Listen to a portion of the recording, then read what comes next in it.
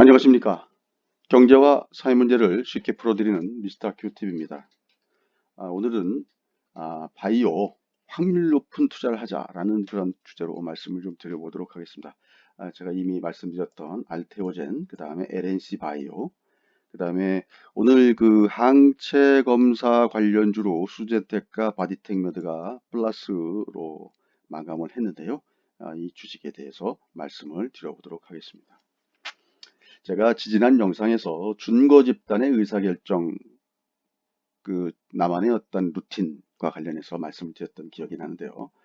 우리가 준거 집단이라고 할 수 있는 빅파마들이 어떤 의사결정을 내리는지 참고하는 것이 가성비 최고의 투자라고 말씀을 드렸었습니다. 실제로 바이오 회사들 같은 경우는 지금 우리 흔히 얘기하는 이 빅파마들이 라이센싱 아웃을 하느냐, 아니면 조인트 벤처를 해서 같이 사업을 하느냐, 이런 회사가 아닌 경우 굉장히 어려운 그 사업을 하게 되는 경우가 많습니다. 그래서 이런 거를 좀 파악하는 것이 제가 보기엔 더 우선이라고 생각하거든요. 이게 마치 우리가 이제 처음 책을 사가지고요, 머릿말 열심히 읽다가 본문하고 결론을 못 읽는 경우가 있거든요. 그런 경우 마찬가지입니다. 그러니까 바이오 회사 처음 공부할 때 뭐 막 이것저것 막 공부하다 결론을 사실은 놓치는 경우가 많거든요. 그러니까 제일 중요한 게 이런 부분이라고 생각합니다. 제가 다시 한번 말씀드리지만 국내 바이오사들의 비즈니스 모델은 빅파마로의 라이센싱 아웃입니다. 그러면서 제가 말씀드렸죠. 그러나 빅파마도 때론 실수할 수 있다라고 말씀을 드렸는데, 제가 좀 입방용을 떨었는지 바로 그리고 나서 지금 그런 상황이 발생이 됐습니다. 빅파마의 실수인데요. 지금 사노피입니다. 이 사노피가 지금 한미약품하고의 그, 당뇨병 신약 에피글레나타이드에 계약을 했다가 권리를 반환한 어떤 그런 통보를 해왔습니다. 이 사노피는 지금 CEO가 교체된 뒤에 그동안 이제 이 CEO가 주력으로 좀 끌고 싶었던 당뇨 질환 쪽, 이런 쪽의 어떤 포트폴리오에 좀 변화가 좀 생긴 것 같습니다. 뭐 최근 들어가지고 이 건 관련해 가지고 뭐 조금 뭐 바이오 쪽을 좀 아신 것처럼 얘기하는 분들 중에 막이 한약품의 약을 뭐 사장시키거나 아니면 무력화시키기 위해서 이런 걸 하지 않았냐, 뭐 이런 시각을 뭐 얘기하시는 분들 있는데, 그건 좀 잘못 생각하시는 것 같고요. 왜냐면 이 업계에서 지금 보통 업프론트 피로, 그러니까 전체 규모가 이 당시에 이제 5조 원 정도의 딜이 이루어졌고요. 그거의 한 10% 정도인 5천억 원 정도를 사실 업프론트 피 계약금으로 현금으로 지급을 했었기 때문에 사실 그거는 그런 경우하고는 맞지 않습니다. 물론 이제 그 뒤에 또 다른 계약을 통해 가지고 약간 좀 변동이 생기긴 했지만, 뭐 다시 한번 말씀드리겠지만, 사실은 제가 예전에 한 2000년대 중반에 바이오 회사들 한참 열심히 방문하고 찾아다닐 때만 해도 우리가 흔히 얘기해서 블록버스터라고 하죠. 한 3억 불, 그러니까 우리 돈 한 3천억 원 정도의 딜이면 이거는 우리 흔히 얘기하는 블록버스터의 딜이다라고 그렇게 얘기했었습니다. 근데 그게 사실은 언제부턴가 계속 그게 인플레가 이루어져 가지고요. 뭐 사실 5조 원짜리 딜은 굉장히 큰 딜입니다.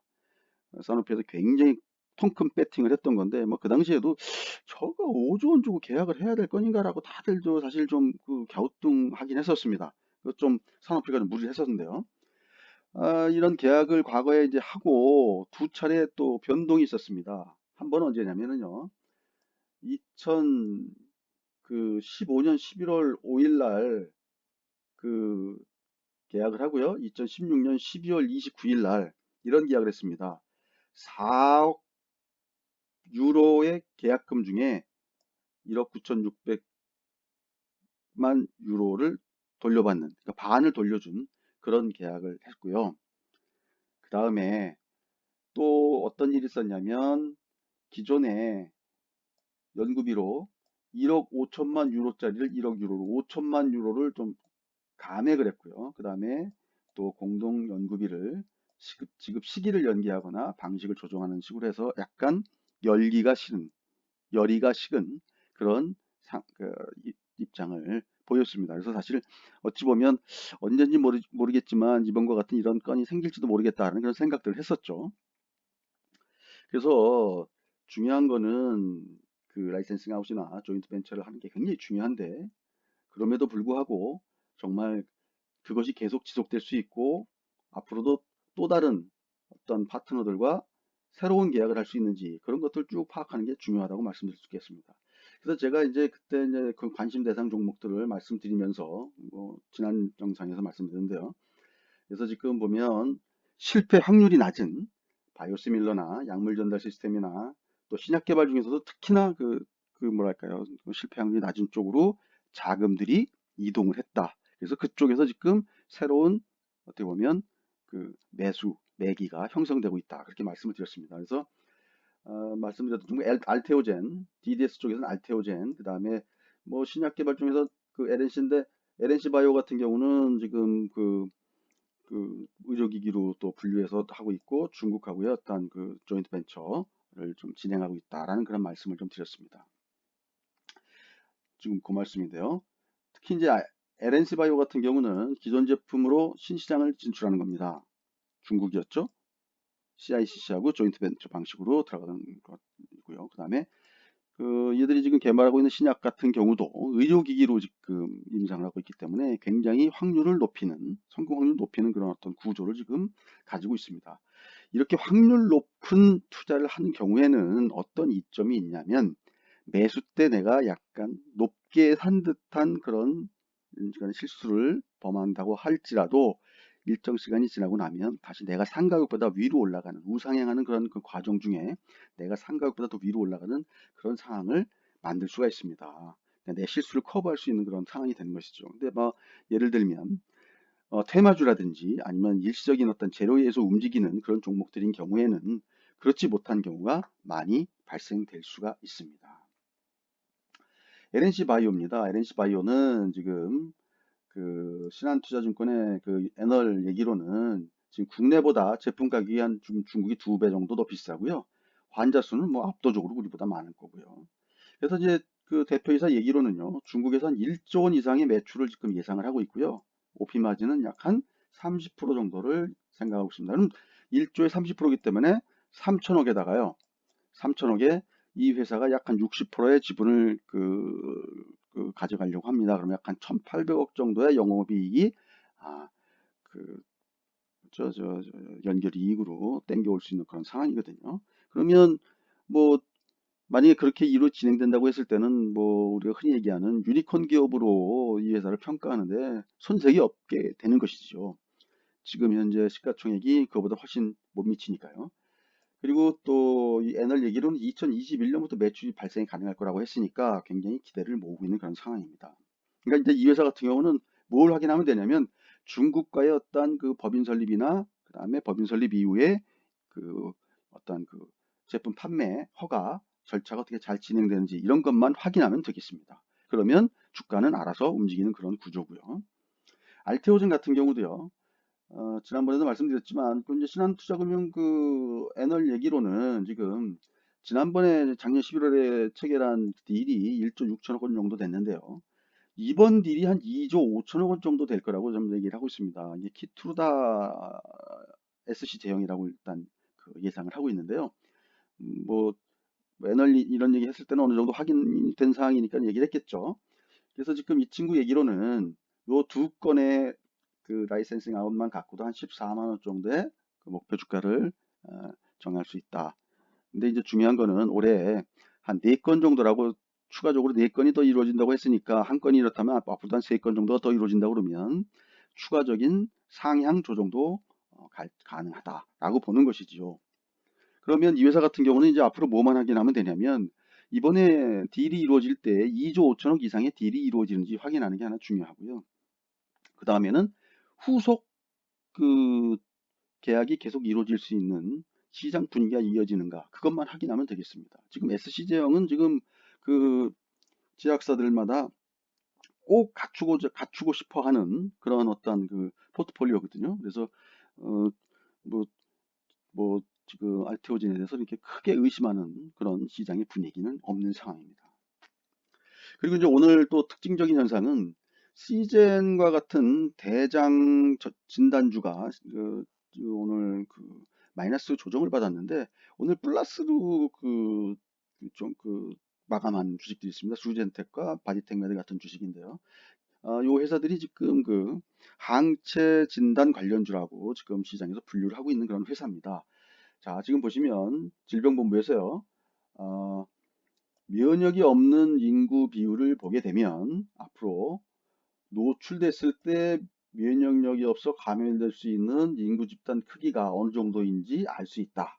그리고 그 결과를 반영해서 방역 대책을 수립하는 데 참고하고자 한다 이렇게 했습니다. 그래서 지금 보시면 통계적 추정을 통해서 어느 정도까지 환자가 발생될 수 있는지 그거를 추론해내겠다는 그런 겁니다.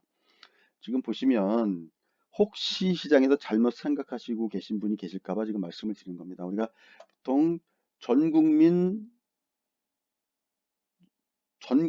항체 조사 그러니까 5천만 명을 항체 조사한다라고 오해하시는 분들이 계실 수 있을 것 같아서 지금 제가 드린 말씀인데요.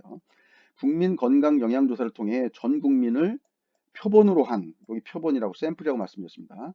항체 검사를 시전다고 당국은 전국 성인 7천여 명을 대상으로 한다고 했습니다.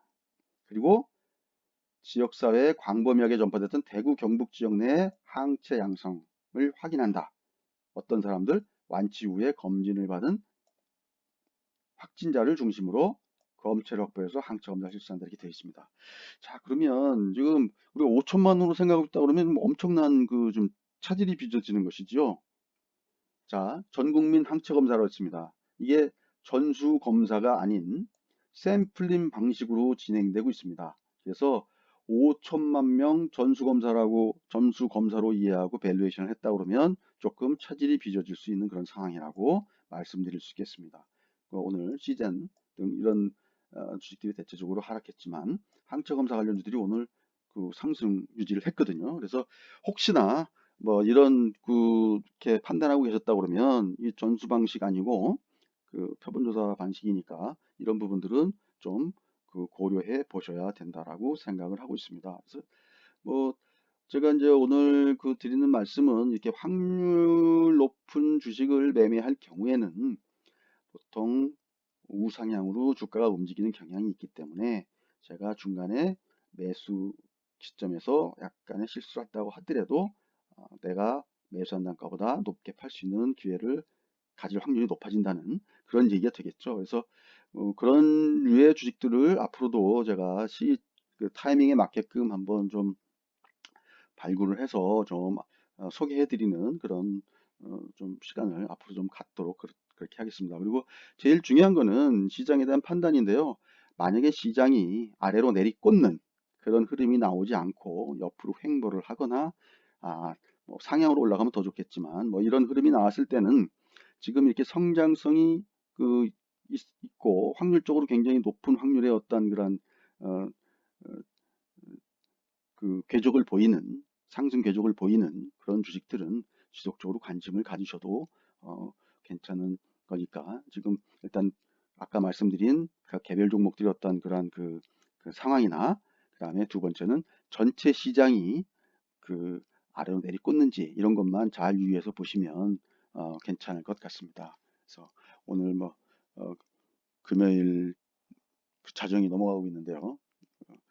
주말 편히 쉬시고 다음 주에도 성공 투자하시기 바라겠습니다. 이상 미스터 큐 TV였습니다. 감사합니다.